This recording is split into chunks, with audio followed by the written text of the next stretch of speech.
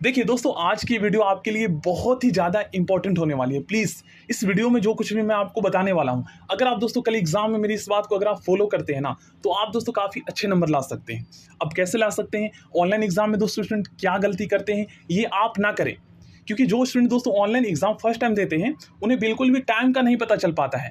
ठीक है, तो यही गलती करते हैं सबसे ज़्यादा, और काफ़ी क्वेश्चंस छोड़कर आ जाते हैं। तो ये आप ना करके आएँ, क्योंकि दोस्तों ये मेरे साथ हो चुका है। ऑनलाइन एग्जाम में मैंने क्या गलती किया था दोस्तों, जिस वजह से फर्स्ट अटेम्प्ट में मेरा सीटेट पेपर 1 क्लियर नहीं हो पाया था, जबकि दोस्तों मैं तैयारी काफ़ी अच्छे से करके गया था। गलती किया था ना, ये मैं आपको बता देता हूँ। प्लीज़ इसे आप लोग फॉलो मत कीजिएगा, जो गलती मैंने किया था। ठीक है, मेरी बात को फॉलो कीजिएगा, जो आपको नहीं करना है। अब दोस्तों ये मैं अपनी कहानी क्यों सुना रहा हूँ, इसके पीछे भी तो कुछ रीजन होगा ना। तो मैं दोस्तों इसके माध्यम से कुछ आपको समझाना चाहता हूँ। ठीक है, देखिए हुआ क्या था दोस्तों, जब मैंने सीटेट का पेपर 1 एग्जाम दिया था, तो आप सभी जानते हैं सीटेट पेपर 1 में मैथ के टोटल 30 क्वेश्चंस पूछे जाते हैं।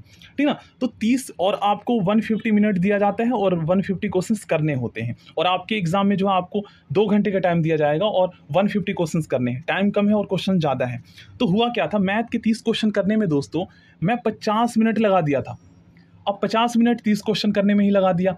अब दोस्तों मेरे पास लगभग 100 मिनट बचे और इसमें मुझे 120 क्वेश्चन और करने हैं। तो हुआ क्या था ना, लास्ट में दोस्तों जो क्वेश्चन मुझे आ रहा था उससे भी दोस्तों मैं छोड़कर चले आया था। अब देखिए, मैथ के 30 क्वेश्चन करने में 50 मिनट लगा दिया और 30 में से दोस्तों मैथ में मेरे 20 ही आए थे। अब जिसमें मैं 30 में से 30 स्कोर कर सकता था, हिंदी, ईवीएस, सीडीपी में, उसके बाद इंग्लिश में, उसे मैं छोड़कर आ गया।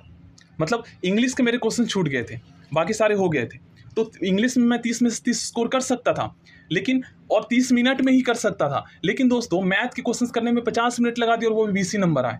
तो फायदा क्या हुआ? तो इसके माध्यम से यही मैं समझाना चाहता हूं कि आप दोस्तों सबसे पहले उस सब्जेक्ट के क्वेश्चंस कीजिए जो आपको आता है और जिसमें आपका टाइम कम लगता है, क्योंकि आपके पास टाइम कम है।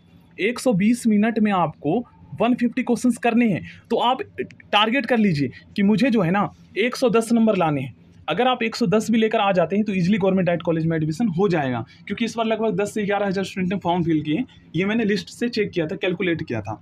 तो ऐसे में एक गवर्नमेंट डाइट सीट के लिए 10 स्टूडेंट एग्जाम दे रहे हैं। ठीक ना, तो यहाँ पर देखिए आप क्या कीजिए, सबसे पहले दोस्तों आप डिसाइड कर लीजिए कि मुझे 110 नंबर लाने हैं। अब आप ये भी डिसाइड कर लीजिए कि मुझे 90 मिनट में ही इस एग्जाम को कंप्लीट करना है। ठीक है ना, क्योंकि टाइम का मैनेजमेंट बिल्कुल भी स्टूडेंट को ध्यान ही नहीं रहता टाइम का, कि कितना टाइम हुआ है। और आपको वो गलती नहीं करना जो मैंने बताया है कि मैथ के क्वेश्चंस करने में मैं मैथ के क्वेश्चंस करने में लग गया था, क्योंकि मैथ सब्जेक्ट आप सभी जानते हैं टाइम कंज्यूमिंग है। तो आपको क्या करना है, साइंस सबसे पहले आपको साइंस के क्वेश्चंस करना है जो आपको आता है और टाइम कम लगता है। देन उसके बाद सोशल साइंस के करना है। अब 30 क्वेश्चन को आप 30 मिनट में मत कीजिएगा, 20 मिनट में कीजिएगा, क्योंकि टाइम कम है। ठीक है ना। अब देखिए, सोशल साइंस के क्वेश्चंस करने में भी आप 20 मिनट लगाइए, इकोनॉमिक्स और कंप्यूटर क्वेश्चंस करने में आप 15 मिनट लगाइए। ठीक है ना। उसके बाद आप क्या कीजिए, करंट अफेयर और हिंदी के क्वेश्चंस कीजिए। और रीजनिंग और मैथ के क्वेश्चन सबसे लास्ट में करना है। करंट अफेयर और हिंदी के क्वेश्चंस करने में भी 15 मिनट लगाइए। देन उसके बाद दोस्तों आप क्या कीजिए, इंग्लिश के क्वेश्चंस करने में 10 मिनट लग जाएंगे, थोड़ा समझना पड़ेगा। अब आता है यहाँ पर हमारा रीजनिंग में 15 question teaching aptitude, 15 question logical reasoning से पूछे जाएंगे। ठीक है ना। तो यहाँ पर क्या करना है, टीचिंग एप्टीट्यूड थोड़ा सा समझकर आप अगर आंसर करते हैं तो सही होगा। ठीक है, टीचिंग एप्टीट्यूड में ये है, मेंटल एबिलिटी आपका चेक किया जाता है। तो टीचिंग एप्टीट्यूड 15 क्वेश्चन करने में कम से कम मान लीजिए 20 मिनट लग जाता है, और लॉजिकल रीजनिंग में भी 20 मिनट लगेगा ही, क्योंकि उसमें थोड़ा सा मैथ का खेल है। ठीक ना। अब मैथ के 10 क्वेश्चन करने में 10 मिनट नहीं लगने वाला, इसमें भी दोस्तों आपको लगभग जो है 20 मिनट मान लीजिए। तो देखते हैं कितना टाइम लगता है यहाँ पर। ठीक है ना, 20 मिनट मान लीजिए। अब इनको आप प्लस कीजिए, देखिए 20 20 40, उसके बाद यहाँ पर हो गए आपके 40 और यहाँ पर 30 हो गए 70, हो गए ना 70 मिनट। उसके बाद 70 और 10 80, और यहाँ पर 20 मिनट, 80 और 20 100 हो गए, 100 और 120, और मैथ के क्वेश्चन करने में 140। तो ये तो बहुत ज़्यादा टाइम यहाँ पर लग गया। अब देखिए 20 मिनट तो ज़्यादा लग गया ना। अब इतना मतलब बहुत ही कम टाइम यहाँ पर मैंने ऐड किया है, और उसमें भी ज़्यादा हो रहा है टाइम। तो अब आप सोचिए कि कितना कम टाइम में आपको क्वेश्चन करना है, और ये पहले आपको नहीं पता था। आपने क्या ऑनलाइन मॉक टेस्ट दिया था? आपने चेक कीजिए, चेक करने के लिए कि कितना टाइम लगता है, नहीं ना। तो यही होता है, ऑनलाइन एग्जाम जब हम फर्स्ट टाइम देते हैं तो टाइम का पता नहीं चल पाता, और होता क्या, लास्ट में बहुत सारे क्वेश्चन हम छोड़कर आ जाते हैं। तो यही है, फिर बाद में अफसोस होता है, यार जो क्वेश्चन मुझे आ रहा था उसे मैं छोड़कर आ गया। और मैथ के क्वेश्चंस में तो मुश्किल से 10 में से 5 ही आएंगे। मतलब कि मैं कहना ये चाहता हूँ कि मैथ के क्वेश्चंस करने में मैंने ज़्यादा टाइम लगा दिया और मुश्किल से उसमें 5 ही नंबर आएंगे, तो मैं उस क्वेश्चन को कर लेता पहले उस सब्जेक्ट के जिसमें मैं पूरे स्कोर कर सकता था और टाइम भी कम लगता। तो यही है ट्रिक। आप क्या कीजिए, साइंस सोशल साइंस करने में मान लीजिए 20-20 मिनट लगाइए, ठीक है ना। देन इकोनॉमिक्स और कंप्यूटर के क्वेश्चंस करने में आप इसमें मुझे लगता है आप 235 मिनट लगाइए। 35 मिनट तो ज़्यादा ही हो गया, 35 मिनट सही है, ठीक है ना। और इनके क्वेश्चंस करने में 15 मिनट तो लगेगा ही, और इनके क्वेश्चंस करने में भी 15 मिनट लगेगा। अब दोस्तों यहाँ पर है मैथ के, तो मैथ के क्वेश्चंस करने में 15 मिनट नहीं लगने वाला, ठीक ना। यहाँ पर आपको सीट दिया जाएगा और आप उसमें सॉल्व कर सकते हैं। तो मान लीजिए इसमें 15 मिनट ही रख देते हैं, और रीजनिंग में भी आप मान लीजिए 40 मिनट मान लीजिए। अब इनको ऐड कीजिए कितना होता है टाइम यहाँ पर, तो 15 30 15 45 5 यहाँ लगा दीजिए, तो आप यहाँ हो जाएगा ये 40 40 80, और देखिए 40 40 80 और 40 यहाँ पर हो गया आपका 120। मतलब ये बिल्कुल एग्जैक्ट टाइम मैंने बनाया है।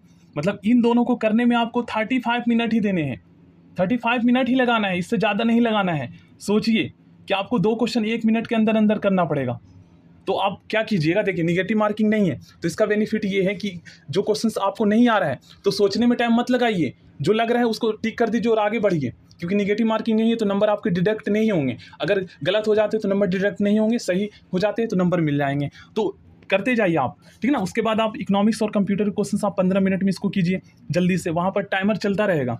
उसके बाद आप क्या कीजिए, तो करंट अफेयर और हिंदी में आइए। मैथ और रीजनिंग में नहीं लटकना है, क्योंकि फिर क्वेश्चन छूट जाएंगे, और मैथ रीजनिंग मान लीजिए आपको नहीं भी आता है तो फिर बाद में अफसोस नहीं आएगा, क्योंकि आपने उस क्वेश्चन को छोड़कर आया है जो आपको नहीं आ रहा था, ठीक है। तो अफसोस क्यों होगा। तो यही मैं कहना चाहता हूँ, आप लोग देख लीजिए। और 15 मिनट में कंप्यूटर और इकोनॉमिक्स को कंप्लीट करना है, 15 मिनट में करंट अफेयर हिंदी को कंप्लीट करना है। देन उसके बाद आपको क्या करना है, मैथ में 10 क्वेश्चन करने में 15 मिनट लगाना है, इंग्लिश के 10 क्वेश्चन करने में आपको 15 मिनट लगाना है, और रीजनिंग के क्वेश्चंस करने में आपको ज़्यादा से ज़्यादा 40 मिनट लगाना है।